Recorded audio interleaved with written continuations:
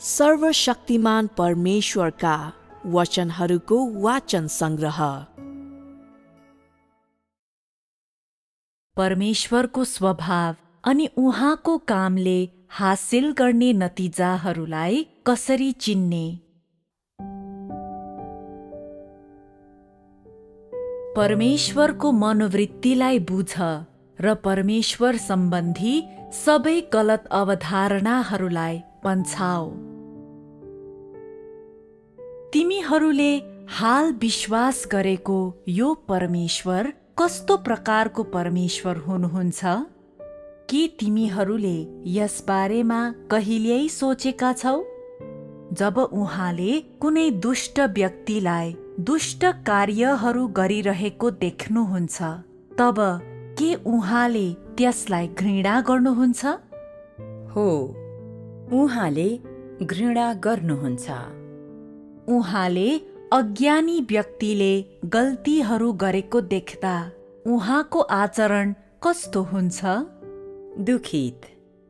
जब मानिसहरूले उहाँका भेटीहरू चोरेको देख्नुहुन्छ, तब उहाँको मनोवृत्ति कस्तो हुन्छ? उहाँले तिमीहरूलाई घृणा गर्नुहुन्छ। यो एकदमै स्पष्ट छ, हैन त? जब परमेश्वरले उहाँप्रतिको कसैको विश्वासमा अन्योलता भएको देख्नुहुन्छ अनि जसले सत्यताको खोजी बिल्कुलै गरिरहेको हुँदैन, तब परमेश्वरको आचरण कस्तो हुन्छ? तिमीहरू त्यति निश्चित छैनौ, छौ त? आचरणको रूपमा अन्योलता पाप होइन, न त यसले परमेश्वरलाई ठेस पुर्याउँछ अनि मानिसहरूले यसलाई ठूलो गल्ती हो भन्ने पनि ठान्दैनन्। त्यसो भए मलाई बताओ, यो अवस्थामा परमेश्वरको आचरण कस्तो हुन्छ? उहाँ तिनीहरूलाई स्वीकार गर्न अनिच्छुक हुनुहुन्छ। स्वीकार गर्न अनिच्छुक, यो कस्तो प्रकारको आचरण हो?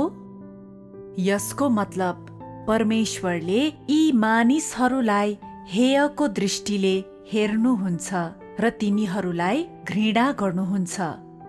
उहाँले त्यस्ता मानिसहरूलाई निराकरण गर्ने शैली भनेको तिनीहरूलाई जानाजान बेवास्ता गर्नु हो। परमेश्वरको पद्धति भनेको तिनीहरूलाई पन्छाउनु हो।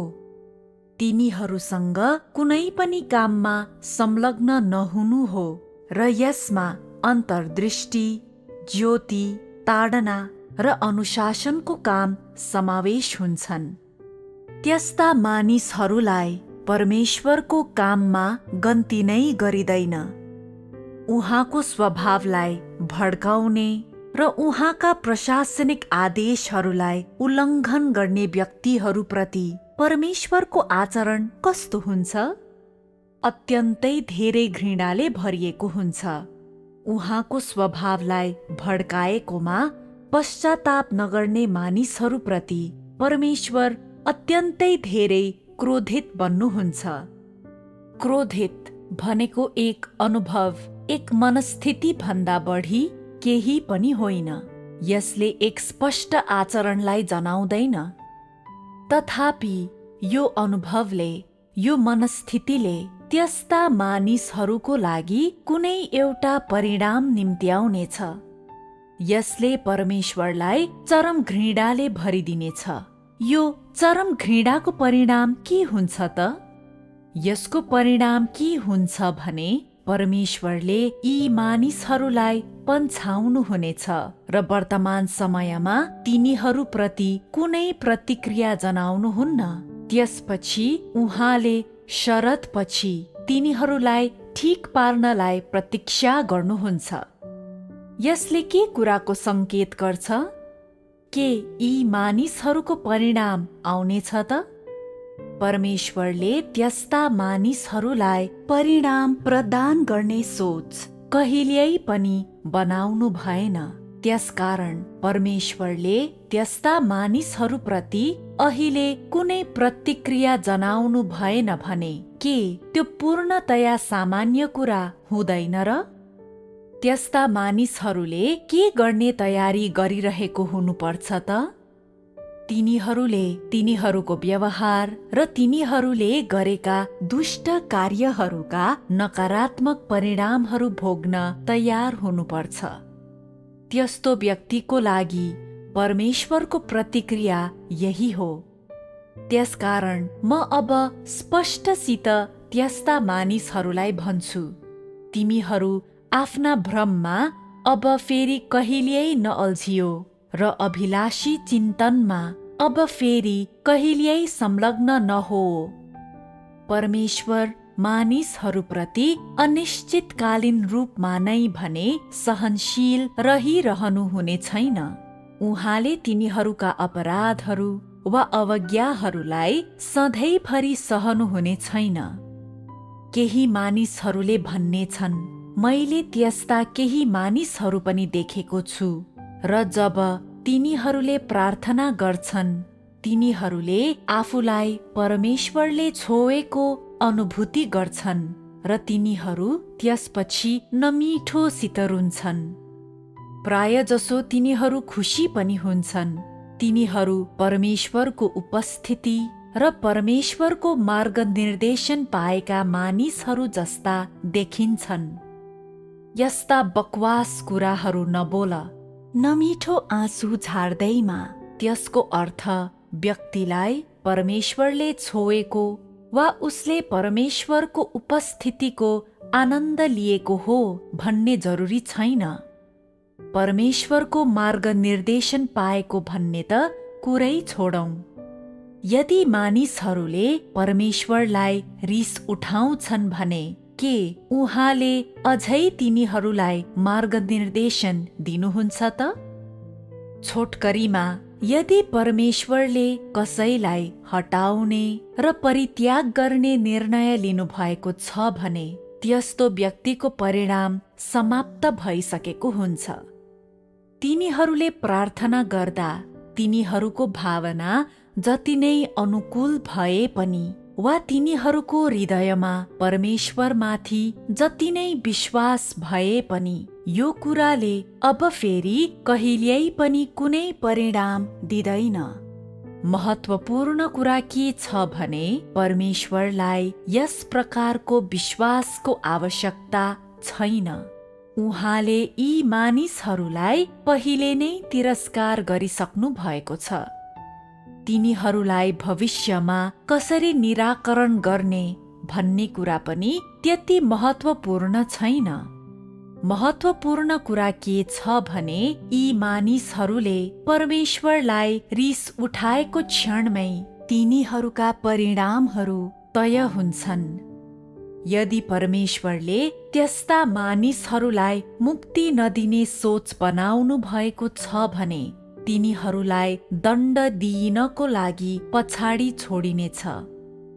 परमेश्वरको आचरण यही हो। परमेश्वरको सारमा प्रेमको एक अंश हुने भए तापनि अनि उहाँ प्रत्येक व्यक्तिप्रति कृपालु हुनु भए तापनि मानिसहरूले उहाँको सार मान मर्यादाको सार पनि हो भन्ने तथ्यलाई बेवास्ता गरेका र बिर्सेका छन्। उहाँमा प्रेम छ भन्नुको अर्थ मानिसहरूले उहाँमा कुनै भावना जागृत नगराइकनै उहाँलाई स्वतन्त्रतापूर्वक ठेस पुर्याउन सक्छन् भन्ने होइन।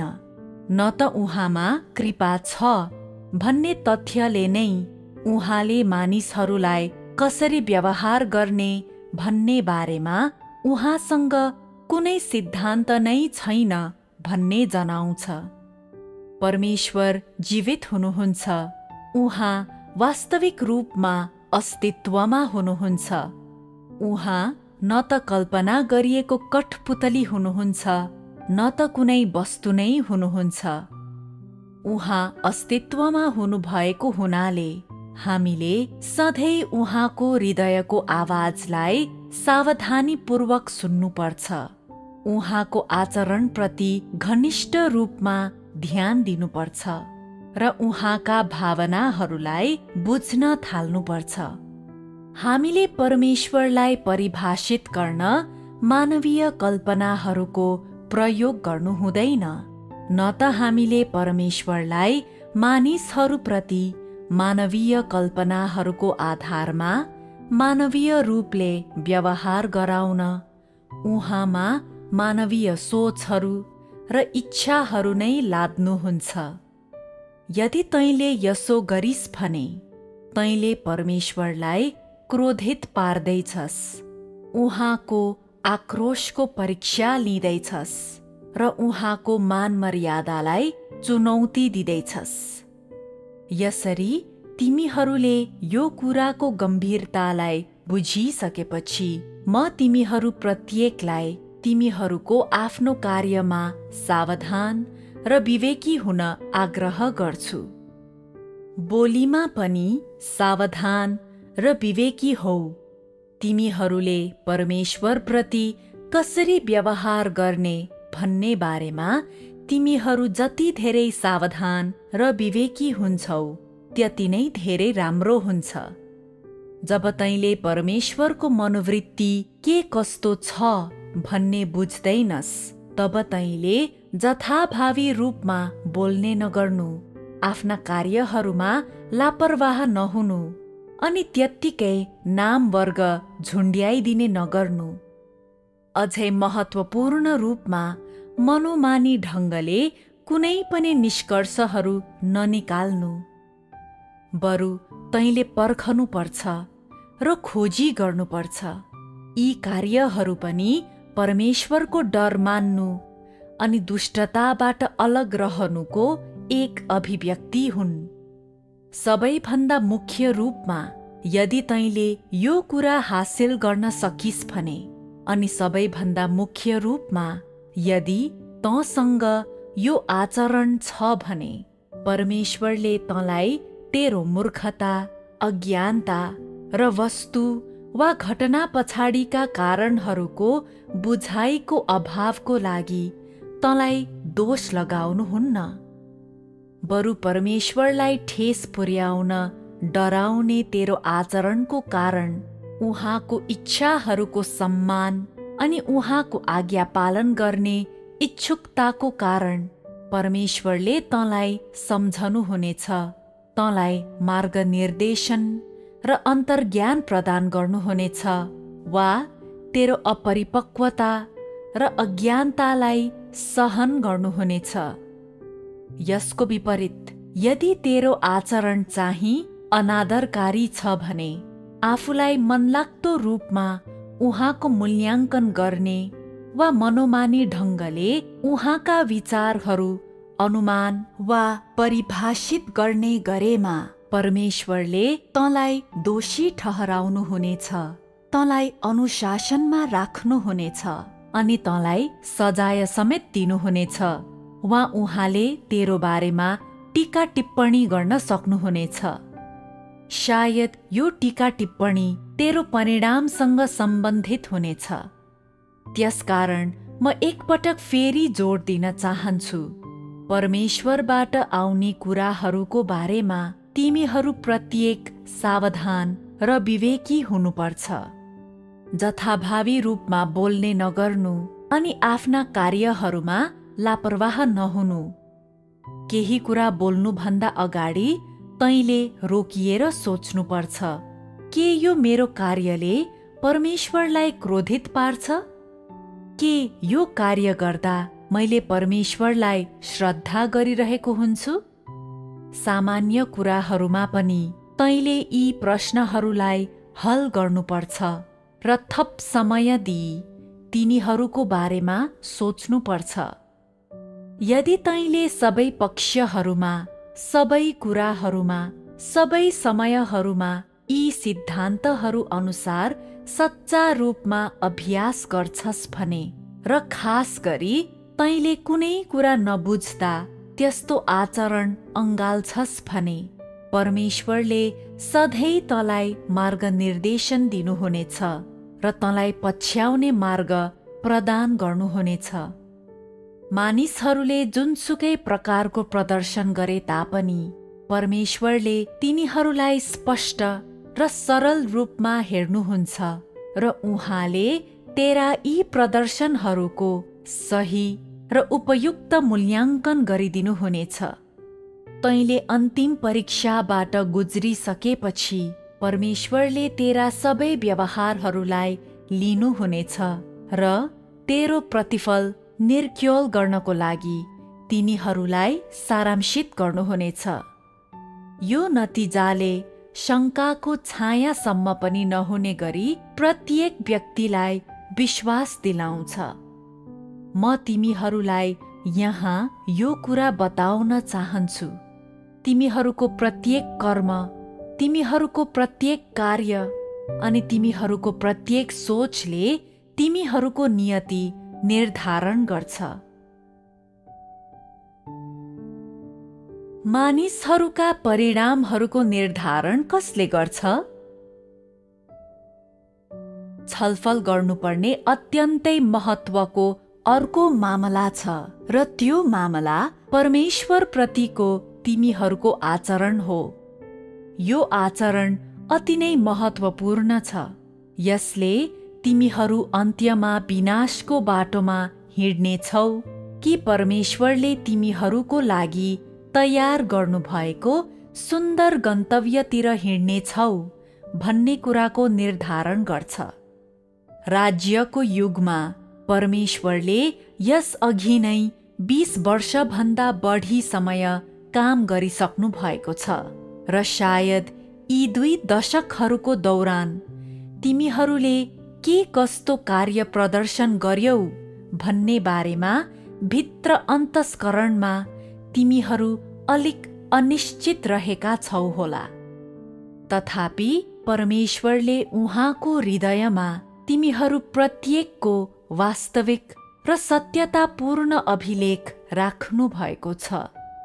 हरेक व्यक्तिले उहाँलाई पछ्याउन र उहाँका उपदेशहरू सुन्न क्रमिक रूपमा झन्झन बढी सत्यता बुझ्न सुरु गरेको समयदेखि र हरेक व्यक्तिले आफ्नो कर्तव्य पूरा गर्न सुरु गरेको समयसम्म परमेश्वरले हरेक व्यक्तिमा लागू हुने हर प्रकारका व्यवहारहरूको अभिलेख राख्नु भएको छ। आफ्ना कर्तव्यहरू पूरा गर्ने र हर प्रकारका वातावरण र परीक्षाहरूको सामना गर्ने क्रममा मानिसहरूको मनोवृत्ति कस्तो हुन्छ त? तिनीहरूले के कसरी कार्य प्रदर्शन गर्छन् त? तिनीहरूले आफ्नो हृदयमा परमेश्वरप्रति के कस्तो अनुभव गर्छन् त? परमेश्वरसँग यी सबै कुराहरूको हिसाब किताब हुन्छ। उहाँसँग यी सबै कुराहरूको अभिलेख हुन्छ। सायद तिमीहरूको दृष्टिकोणबाट यी मामलाहरू अन्योलमा पार्ने खालका होलान्। तथापि परमेश्वर जहाँ उभिनु भएको छ त्यहाँबाट ती कुराहरू सङ्लो पानी झै छर्लङ्ग छन् र तिनमा धमिलोपनको अलिकति झल्को समेत छैन।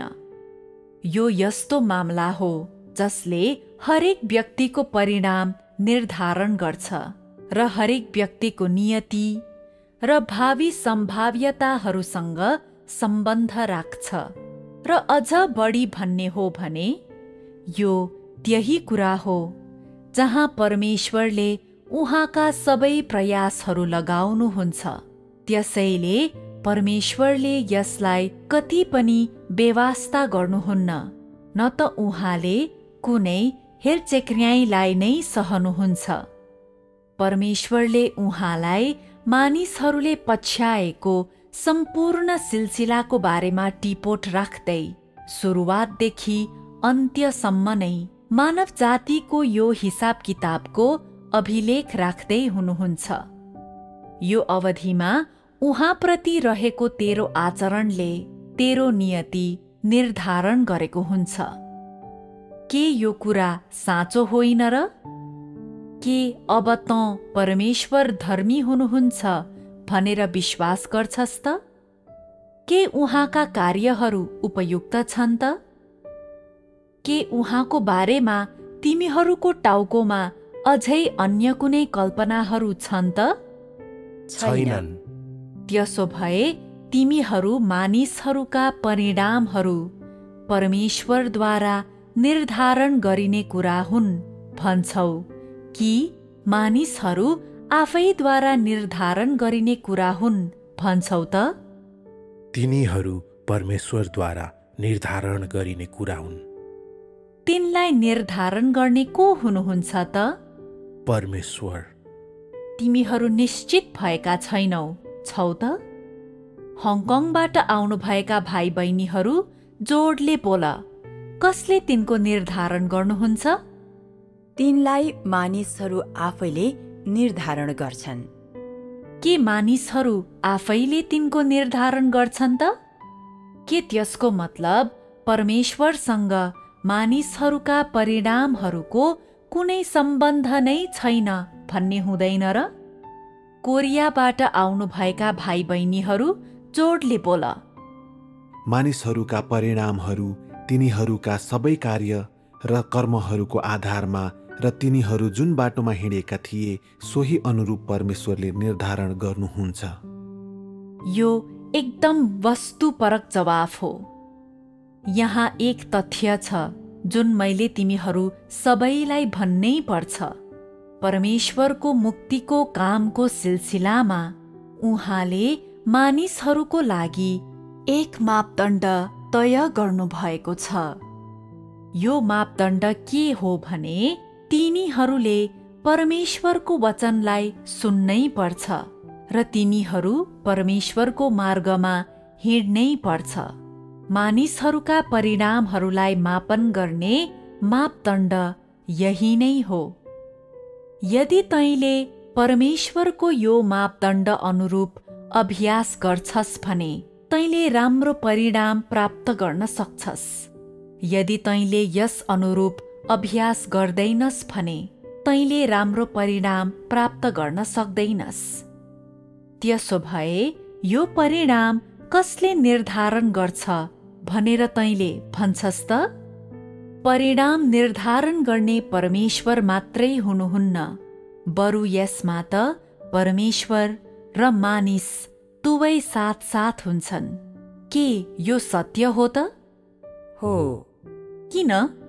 किनभने मानव जातिको मुक्तिको लागि सक्रिय रूपमा संलग्न हुन र मानव जातिको लागि सुन्दर गन्तव्य तयार गर्न चाहनुहुने परमेश्वर नै हुनुहुन्छ। मानिसहरू त परमेश्वरको कामका वस्तुहरू हुन् र यो परिणाम, यो गन्तव्य तिनीहरूको लागि परमेश्वरले तयार गर्नुहुन्छ। यदि उहाँले काम गर्नको लागि कुनै वस्तुहरू नै थिएनन् भने उहाँले यो काम गर्नुपर्ने नै थिएन। यदि उहाँले यो काम गरिरहनु भएको हुँदैन थियो भने मानिसहरूले मुक्ति प्राप्त गर्ने अवसर नै पाउने थिएनन्।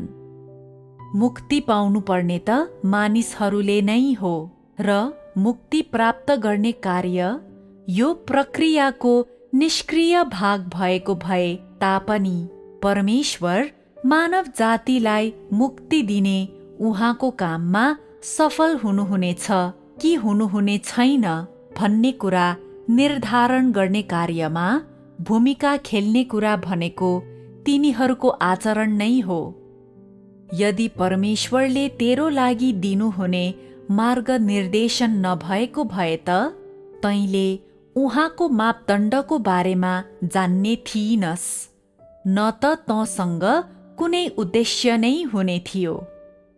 यदि तँसँग यो मापदण्ड, यो उद्देश्य छ तर पनि तैँले सहकार्य गर्दैनस् भने, यसलाई अभ्यास गर्दैनस् भने वा मूल्य तिर्दैनस् भने तैँले यो परिणाम हासिल गर्ने छैनस्। यस कारणले गर्दा म त भन्छु, व्यक्तिको परिणामलाई परमेश्वरबाट अलग गर्न सकिँदैन र यसलाई उक्त व्यक्तिबाट पनि अलग गर्न सकिँदैन। अब भने तिमीहरूले मानिसहरूका परिणामहरू कसले निर्धारण गर्छ भन्ने कुरा थाहा पायौ। मानिसहरूले अनुभवको आधारमा परमेश्वरलाई परिभाषित गर्ने प्रवृत्ति हुन्छ। परमेश्वरलाई चिन्ने विषयको बारेमा कुराकानी गर्दा के तिमीहरूले केही कुरा ख्याल गरेका छौ? के तिमीहरूले आज भोलि उहाँको मनोवृत्ति रूपान्तरित भएको छ भन्ने कुरा ख्याल गरेका छौ? के मानिसहरूप्रतिको उहाँको मनोवृत्ति अपरिवर्तनीय छ त? के उहाँले यसरी नै सधैँ सहन गर्नुहुन्छ र मानिसहरूलाई अनिश्चित कालसम्म उहाँको सबै प्रेम र कृपा प्रदान गर्नुहुन्छ त? यो मामलामा परमेश्वरको सार पनि समावेश छ। यसअघि उल्लेख गरिएका तथाकथित उडन्ते पुत्रको प्रश्नतर्फ फर्कौं। त्यो प्रश्न सोधिएपछि तिमीहरूको जवाफ त्यति स्पष्ट थिएन। अर्को शब्दमा भन्दा परमेश्वरका अभिप्रायहरूको बारेमा तिमीहरूसँग अझै पनि त्यति ठोस बुझाइ छैन। मानव जातिलाई परमेश्वरले प्रेम गर्नुहुन्छ भन्ने कुरा थाहा पाएपछि तिनीहरूले उहाँलाई प्रेमको प्रतीकको रूपमा परिभाषित गरे। तिनीहरूले के विश्वास गर्छन् भने तिनीहरूले जेसुकै गरे तापनि, तिनीहरूले जे जस्तो व्यवहार गरे तापनि, तिनीहरूले परमेश्वरलाई जे जस्तो व्यवहार गरे तापनि र तिनीहरू जति नै अवज्ञाकारी भए तापनि यी कुनै पनि कुराले केही फरक पर्दैन, किनकि परमेश्वरसँग प्रेम छ र उहाँको प्रेम असीमित र अपरिमेय छ। परमेश्वरसँग प्रेम छ, त्यसैले उहाँ मानिसहरूप्रति सहनशील हुन सक्नुहुन्छ र परमेश्वरसँग प्रेम छ, त्यसैले उहाँ मानिसहरूप्रति कृपालु हुन सक्नुहुन्छ। तिनीहरूको अपरिपक्वताप्रति कृपालु हुन सक्नुहुन्छ, तिनीहरूको अज्ञानताप्रति कृपालु हुन सक्नुहुन्छ र तिनीहरूको अवज्ञाप्रति कृपालु हुन सक्नुहुन्छ। के वास्तवमै हुने भनेको यस्तै होइन त? केही मानिसहरूको हकमा तिनीहरूले एक पटक वा धेरै पटक परमेश्वरको धैर्यता अनुभव गरिसकेपछि तिनीहरूले यी अनुभवहरूलाई परमेश्वरबारे तिनीहरूको आफ्नै बुझाइको महत्त्वपूर्ण कडीको रूपमा लिन्छन् र तिनीहरूले तिनीहरूप्रति उहाँ सधैँ धैर्य र कृपालु रहनुहुनेछ भन्ने विश्वास गर्छन् र त्यसपछि तिनीहरूले आफ्नो जीवनको सिलसिलामा परमेश्वरको यो धैर्यतालाई उहाँले तिनीहरूप्रति गर्ने व्यवहारको मापदण्डको रूपमा लिन्छन्। अन्य यस्ता व्यक्तिहरू पनि छन् जसले एकपल्ट परमेश्वरको सहनशीलताको अनुभव गरिसकेपछि सधैँभरि परमेश्वरलाई सहनशील भनेर परिभाषित गर्छन् र तिनीहरूको मस्तिष्कमा यो सहनशीलता अनिश्चितकालीन, निशर्त र पूर्णतया असैद्धान्तिक समेत हुन्छ। के यस्ता विश्वासहरू सही छन् त? परमेश्वरको सार वा परमेश्वरको स्वभावको मामला छलफल गरिने हरेक समय तिमीहरू चकित भए जस्तो देखिन्छौ। तिमीहरूलाई यस्तो अवस्थामा देख्दा म धेरै बेचैन हुन्छु। तिमीहरूले परमेश्वरको सार सम्बन्धी धेरै सत्यताहरू सुनेका छौ। तिमीहरूले उहाँको स्वभावको बारेमा पनि धेरै छलफलहरू सुनेका छौ। तथापि तिमीहरूको मस्तिष्कमा यी मामलाहरू र यी पक्षहरूको सत्यता केवल सिद्धान्त र लिखित शब्दहरूमा आधारित सम्झनाहरूका रूपमा मात्रै हुन्छन्। तिमीहरूको दैनिक जीवनमा तिमीहरूमध्ये कसैले पनि परमेश्वरको स्वभावलाई यो जे हो सोही रूपमा कहिल्यै अनुभव गर्न वा देख्न सकेको छैन। यसर्थ तिमीहरू सबै तिमीहरूको विश्वासमा बेवकुफ दिमागवाला छौ। तिमीहरू सबैले अन्धो भई विश्वास गरिरहेका छौ, यो हदसम्म कि तिमीहरूले परमेश्वरप्रति अनादरकारी आचरण राख्छौ र उहाँलाई बढारेर समेत पन्छाउँछौ। तिमीहरूले परमेश्वरप्रति यस प्रकारको आचरण राख्दा यसले कतातर्फ डोर्याउँछ? यसले तिमीहरूलाई सधैँ परमेश्वरको बारेमा निष्कर्ष निकाल्ने बाटोतर्फ डोर्याउँछ।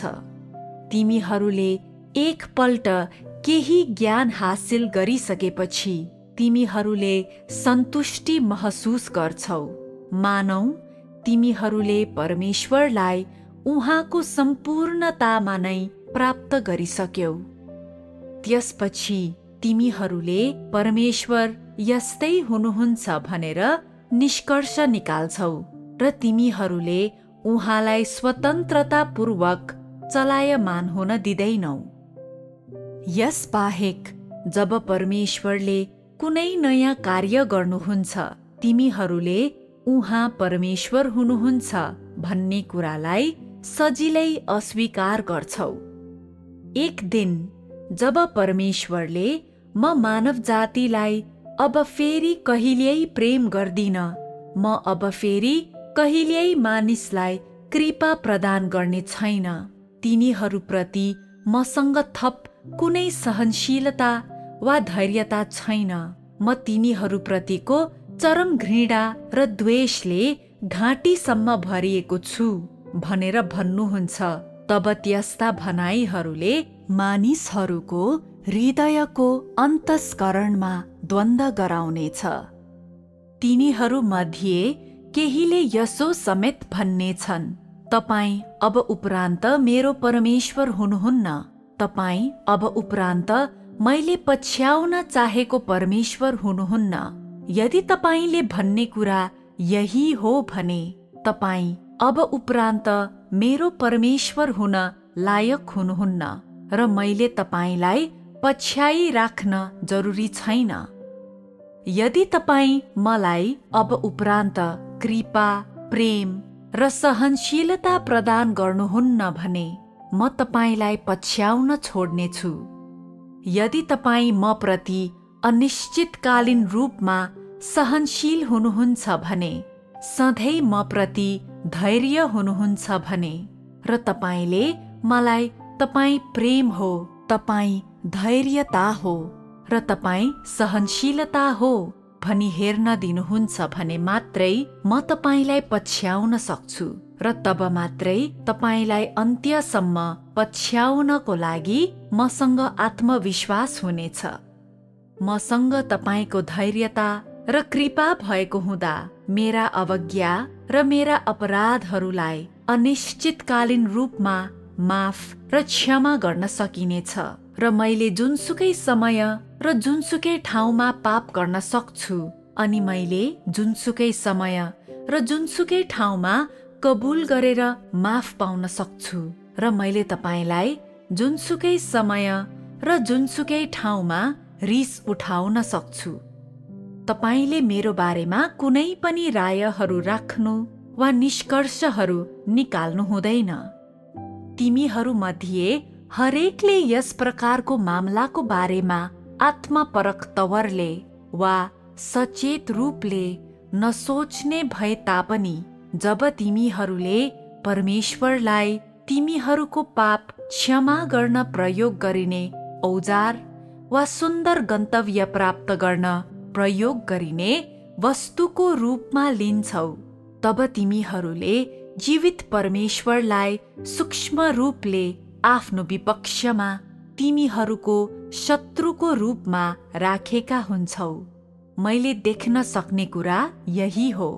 तैँले म परमेश्वरमा विश्वास गर्छु, म सत्यताको खोजी गर्छु, म मेरो स्वभावलाई परिवर्तन गर्न चाहन्छु, म अन्धकारको प्रभावबाट स्वतन्त्र हुन चाहन्छु, म परमेश्वरलाई सन्तुष्ट पार्न चाहन्छु, म परमेश्वरप्रति समर्पित हुन चाहन्छु, म परमेश्वरप्रति वफादार हुन चाहन्छु र आफ्नो कर्तव्य राम्रोसँग निर्वाह गर्न चाहन्छु आदि इत्यादि कुरा निरन्तर भनिरहन सक्छस्।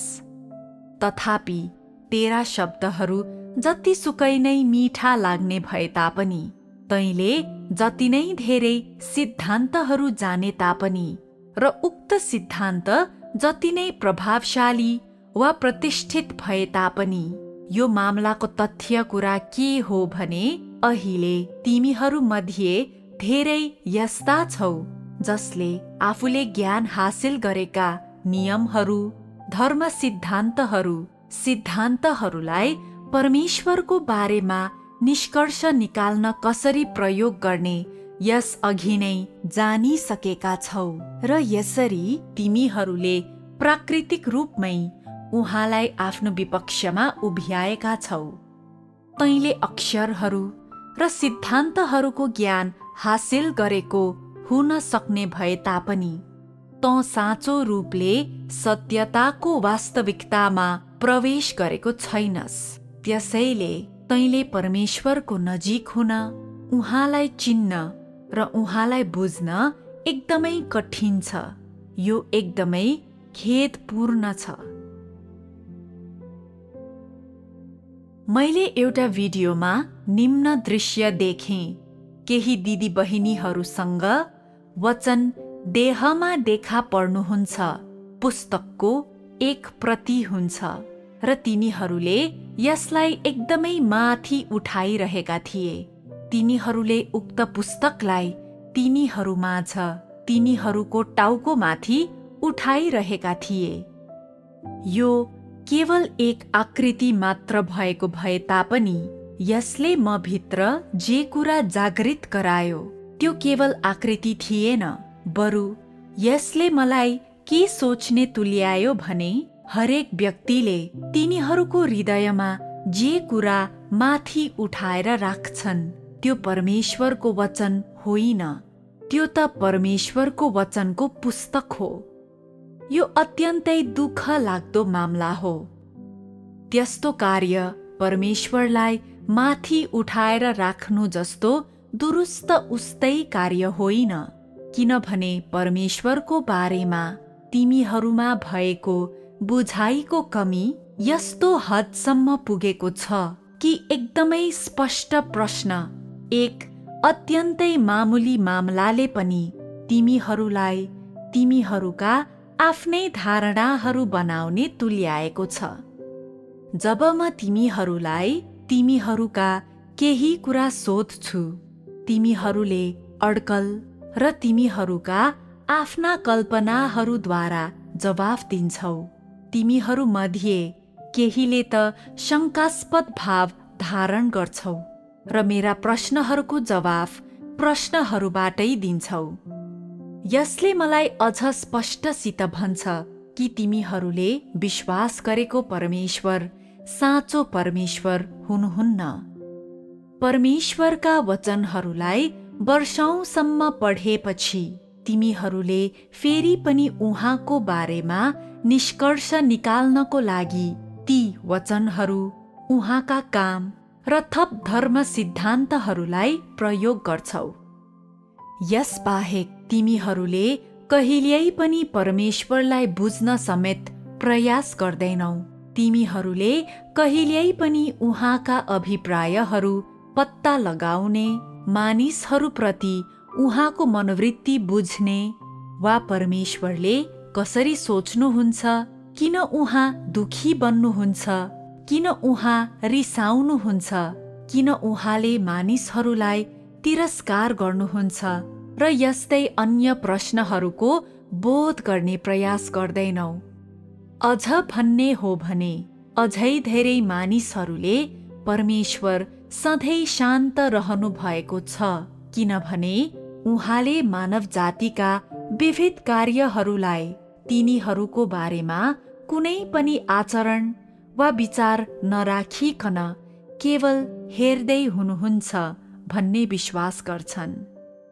मानिसहरूको अझै अर्को समूहले परमेश्वरले एउटै पनि आवाज निकाल्नुहुन्न, किनभने उहाँले मौन रूपमा स्वीकृति जनाउनु भएको छ, चुपचाप रहनु भएको छ, किनभने उहाँ प्रतीक्षा गरिरहनु भएको छ, वा किनभने उहाँसँग कुनै आचरण नै छैन भन्ने विश्वास गर्छन्।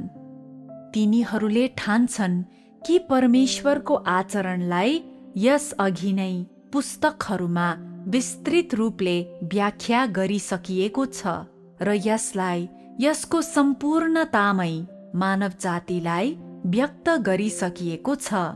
त्यसैले यसको बारेमा बारम्बार मानिसहरूलाई बताइरहन जरुरी छैन। परमेश्वर शान्त रहनु भएको भए तापनि उहाँसँग आचरण र दृष्टिकोणका साथै उहाँले मानिसहरूले पूरा गर्नै पर्ने शर्त राख्नु भएका मापदण्डहरू हुन्छन्। मानिसहरूले उहाँलाई बुझ्न वा उहाँको खोजी गर्न कोसिस नगरे तापनि परमेश्वरको आचरण स्पष्ट छ। कुनै बेला जोश जाँगरका साथ परमेश्वरलाई पछ्याएको तर त्यसपछि कुनै समयमा उहाँलाई त्यागेर छाडी हिँडेको कुनै व्यक्तिको बारेमा सोच। अचम्मको कुरो, यो व्यक्ति अहिले फर्की आउने हो भने परमेश्वरको दृष्टिकोण के हुनेछ वा उहाँको आचरण के हुनेछ तिमीहरूलाई थाहा हुँदैन। के यो अत्यन्तै दुःखलाग्दो कुरो होइन र? तथ्य के हो भने यो एकदमै सतही मामला हो। यदि तिमीहरूले साँचो रूपले परमेश्वरको हृदयलाई बुझ्थ्यौ भने तिमीहरूले यस प्रकारको व्यक्तिप्रति उहाँको आचरण कस्तो हुन्छ भन्ने कुरा जान्ने थियौ र तिमीहरूले अस्पष्ट जवाफ दिँदैन थियौ। तिमीहरूलाई थाहै छैन, त्यसैले म तिमीहरूलाई कुरा बुझाउन चाहन्छु। परमेश्वरको कामको दौरान भाग्ने व्यक्तिहरूप्रति परमेश्वरको आचरण। यस प्रकारका मानिसहरू जहाँ तहीँ हुन्छन्।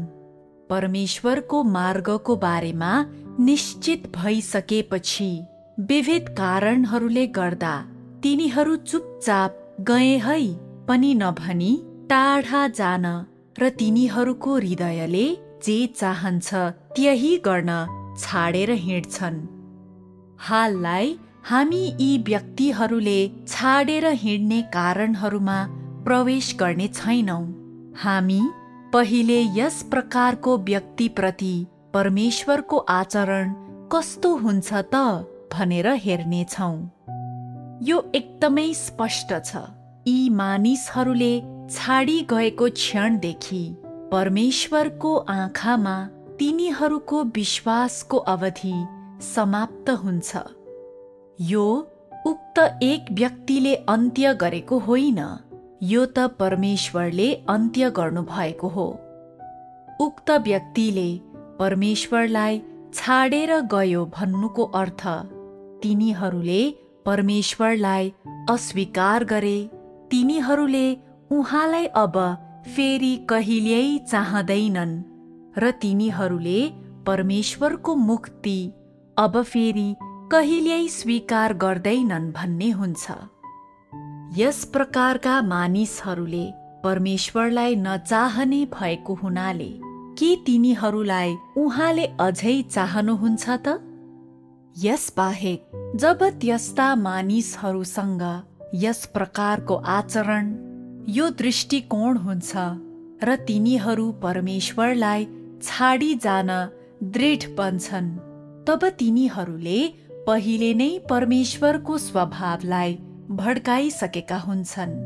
तिनीहरू रिसले चूर नभएको र तिनीहरूले परमेश्वरलाई नसरापेको भए पनि तिनीहरू दुष्ट र अतिशय व्यवहारमा संलग्न नभए तापनि र यी मानिसहरूले जब मैले बाह्य रूपमा धित मरुन्जेल मजा लिइसकेको हुन्छु वा जब मलाई अझै केही कुराको लागि परमेश्वरको आवश्यकता पर्छ, यदि यस्तो दिन आए म फर्की आउनेछु, वा परमेश्वरले मलाई बोलाउनु भयो भने म फर्की आउनेछु भनेर सोचे तापनि, वा तिनीहरूले जब म बाह्य रूपमा चोटग्रस्त हुन्छु, वा जब मैले बाह्य संसार एकदमै अन्धकारमय र दुष्ट भएको देख्छु र म अब फेरि कहिल्यै जमाना अनुसार चल्न चाहन्न भने म परमेश्वर कहाँ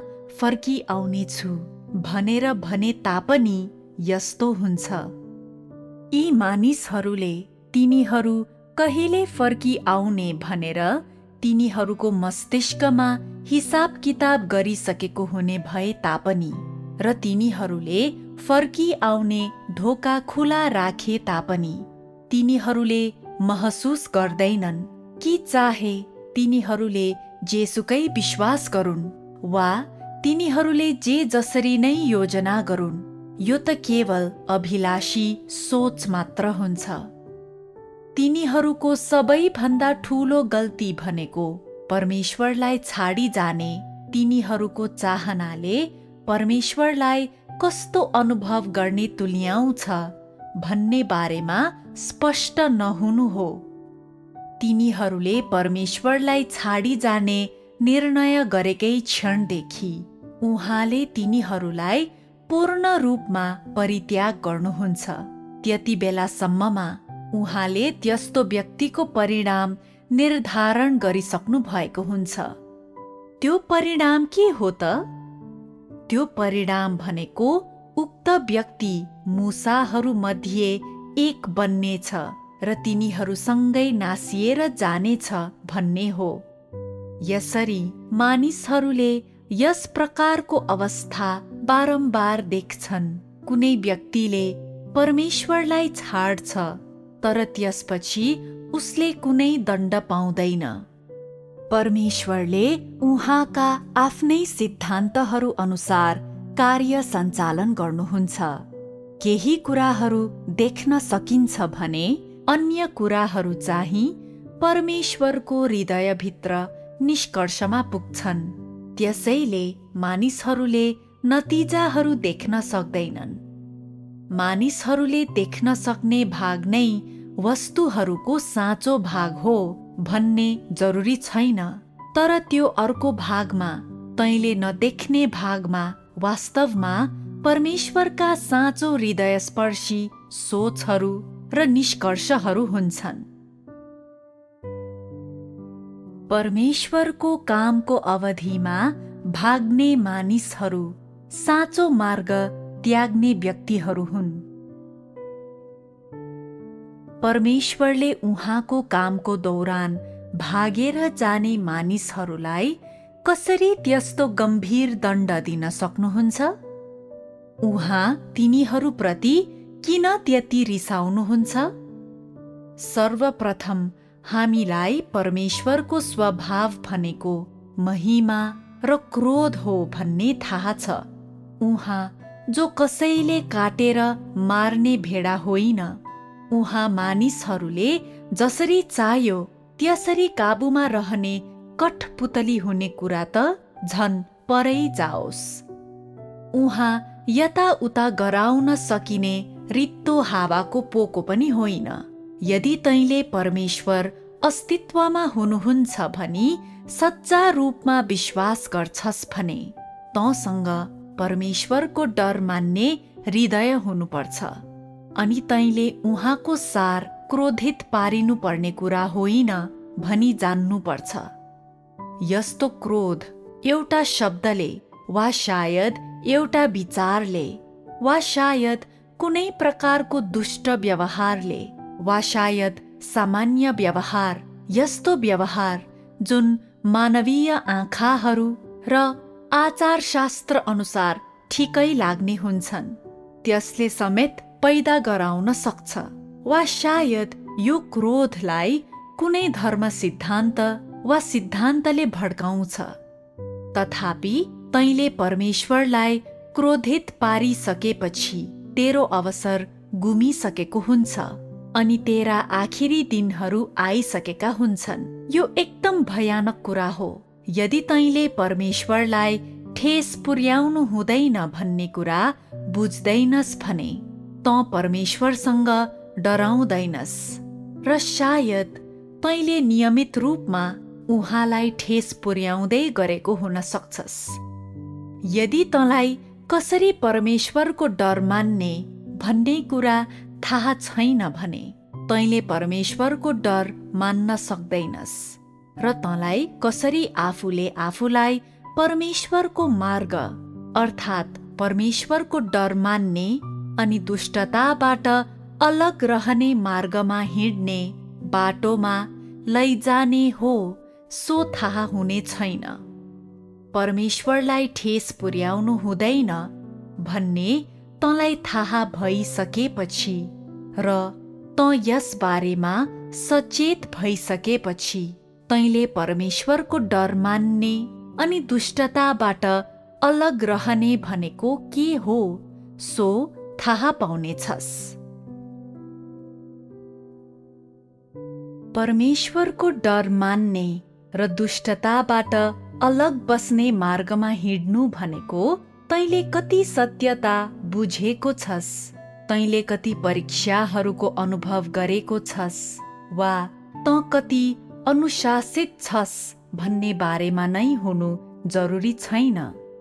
बरु यो त तँसँग तेरो हृदयमा परमेश्वरप्रति कस्तो प्रकारको आचरण छ र तैँले के सार व्यक्त गर्छस् भन्ने कुरामा निर्भर हुन्छ। मानिसहरूका सारहरू र तिनीहरूका आत्मपरक आचरणहरू यी कुराहरू धेरै महत्त्वपूर्ण, धेरै निर्णायक छन्। जहाँसम्म परमेश्वरलाई परित्याग गर्ने र छोडेर जाने व्यक्तिहरूको सवाल छ, परमेश्वरप्रतिको तिनीहरूको निन्दनीय आचरण र सत्यतालाई घृणा गर्ने तिनीहरूको हृदयले यस अघि नै उहाँको स्वभावलाई क्रुद्ध पारिसकेको हुन्छ। जहाँसम्म उहाँको सवाल छ, उहाँले तिनीहरूलाई कहिल्यै पनि क्षमा गर्नुहुने छैन। तिनीहरूले परमेश्वरको अस्तित्वको बारेमा जानेका छन्। तिनीहरूलाई उहाँ यस अघि नै आइसक्नु भएको छ भनी सूचित गरिसकिएको छ र तिनीहरूले परमेश्वरको नयाँ कामको पनि अनुभव गरिसकेका छन्। तिनीहरू प्रस्थान हुनुको कारण तिनीहरू भ्रममा परेकाले वा बेवकुफ भएकाले थिएन। तिनीहरूलाई जबरजस्ती छोडेर जान लगाउने कुरो त परै जाओस्। बरु तिनीहरूले जानी जानी नै र स्पष्ट विचारको साथ परमेश्वरलाई छोडेर जाने विकल्प रोजे। तिनीहरूको प्रस्थान तिनीहरूले बाटो बिराएको कारण थिएन, न त तिनीहरू परित्याग गरिएका नै थिए। त्यसकारण परमेश्वरको नजरमा तिनीहरू झुण्डबाट हराएका भेडाहरू होइनन्, तिनीहरू बाटो बिराएका उडन्ते पुत्रहरू हुने कुरा त परै जाओस्। तिनीहरूले दण्डहीनताका साथ प्रस्थान गरे। त्यस्तो अवस्थाले, त्यस्तो परिस्थितिले परमेश्वरको स्वभावलाई भड्काउँछ र यही भड्काइको कारण उहाँले तिनीहरूलाई निराशाजनक परिणामहरू दिनुहुन्छ। के यस प्रकारको परिणाम डरलाग्दो हुँदैन त? त्यसकारण यदि मानिसहरूले परमेश्वरलाई चिन्दैनन् भने तिनीहरूले उहाँलाई ठेस पुर्याउन सक्छन्। यो सानो कुरो होइन। यदि मानिसहरूले परमेश्वरको आचरणलाई गम्भीर रूपमा लिँदैनन् भने र तिनीहरू अझै पनि तिनीहरू उहाँका हराएका भेडाहरू भएकोले उहाँ तिनीहरू फर्की आउने आशामा हुनुहुन्छ र उहाँले अझै पनि तिनीहरूले हृदय परिवर्तन गरून् भन्ने प्रतीक्षामा हुनुहुन्छ भन्ने विश्वास गर्छन् भने तिनीहरू तिनीहरूको दण्डका दिनहरूबाट धेरै टाढा छैनन्। परमेश्वरले तिनीहरूलाई स्वीकार गर्न इन्कार मात्र गर्नुहुन्न, तिनीहरूले उहाँको स्वभावलाई भड्काएको त्यो दोस्रो पटक भएको हुँदा मामला झनै भयानक हुन्छ। यी मानिसहरूको अनादरकारी आचरणहरूले यसअघि नै परमेश्वरका प्रशासनिक विधिहरूको उल्लङ्घन गरिसकेका छन्। के तिनीहरूलाई अझै उहाँले स्वीकार गर्नुहुन्छ त? परमेश्वरको हृदयमा यो मामलाको सम्बन्धमा उहाँका सिद्धान्तहरू के हुन्छन् भने यदि कसैले साँचो मार्गको बारेमा निश्चितता हासिल गरेको छ तर पनि अझै उसले जानी जानी नै र स्पष्ट विचारको साथ परमेश्वरलाई अस्वीकार गरी परमेश्वरबाट टाढा जान्छ भने उहाँले त्यस्तो व्यक्तिको मुक्तिको बाटो बन्द गरिदिनुहुन्छ र उक्त व्यक्तिको लागि राज्यको प्रवेशद्वार अब उपरान्त बन्द गरिनेछ। जब यस्तो व्यक्ति फेरि ढोका ढकढक्याउँदै आउँछ, परमेश्वरले ढोका उघार्नुहुने छैन। उक्त व्यक्तिलाई सधैँको लागि ढोका बन्द गरी बाहिरै राखिनेछ। सायद तिमीहरू मध्ये केहीले बाइबलमा मोशाको कथा पढेका छौ होला। परमेश्वरद्वारा मोशाको अभिषेक भएपछि तिनका कार्यहरूको कारण र अन्य विविध कुराहरूको कारण 250 जना अगुवाहरूले मोशाप्रति अवज्ञा व्यक्त गरे। तिनीहरूले को प्रति समर्पित हुन अस्वीकार गरे त? मोशाप्रति होइन, तिनीहरूले परमेश्वरका बन्दोबस्तहरूप्रति समर्पित हुन अस्वीकार गरे। तिनीहरूले यस मामला सम्बन्धी परमेश्वरको कामप्रति समर्पित हुन अस्वीकार गरे। तिनीहरूले यसो भने, तपाईहरूले अति गर्नुभयो। महासभामा सबैजना पवित्र छन्, हरेक व्यक्ति पवित्र छन् र तिनीहरूमाझ यहोवा हुनुहुन्छ। के यी शब्द र पंक्तिहरू मानव दृष्टिकोणबाट धेरै गम्भीर छन् त? ती धेरै गम्भीर छैनन्। कम्तीमा पनि यी शब्दहरूको शाब्दिक अर्थ गम्भीर छैन। कानुनी अर्थमा तिनीहरूले कुनै पनि कानुन उल्लङ्घन गर्दैनन्, किनभने सतही रूपमा यो शत्रुतापूर्ण भाषा वा शब्द सङ्ग्रह होइन। यसमा ईश्वर निन्दाको सङ्केतार्थ हुने कुरा त परै जाओस्। यी त केवल सामान्य वाक्यहरू हुन्, त्यो भन्दा बढ्ता केही होइनन्। त्यसो भए किन यी शब्दहरूले परमेश्वरको त्यस्तो क्रोध भड्काउन सक्छन् त? किनभने ती शब्दहरू मानिसहरूलाई भनिएका थिएनन्, परमेश्वरलाई भनिएका थिए। तिनीहरूले व्यक्त गरेका मनोवृत्ति र स्वभाव नै ती कुराहरू हुन् जसले परमेश्वरको स्वभावलाई भड्काउँछन् र तिनीहरूले चिढ्याउन नहुने परमेश्वरको स्वभावलाई चिढ्याउँछन्। अन्त्यमा ती अगुवाहरूका परिणामहरू के थिए हामी सबैलाई थाहा छ। परमेश्वरलाई त्याग गरेका मानिसहरूको सम्बन्धमा भन्दा तिनीहरूको दृष्टिकोण के हो त? तिनीहरूको आचरण के हो त? अनि किन तिनीहरूको दृष्टिकोण र आचरणले परमेश्वरलाई तिनीहरूसँग त्यस शैलीमा व्यवहार गर्ने तुल्याउँछ त? यसको कारण के हो भने तिनीहरूले उहाँ परमेश्वर हुनुहुन्छ भन्ने जाने तापनि तिनीहरूले अझै उहाँलाई धोका दिने विकल्प रोजे। अनि यसको कारण तिनीहरूलाई तिनीहरूको मुक्तिका सबै अवसरहरूबाट पूर्ण रूपमा वञ्चित गरिन्छ।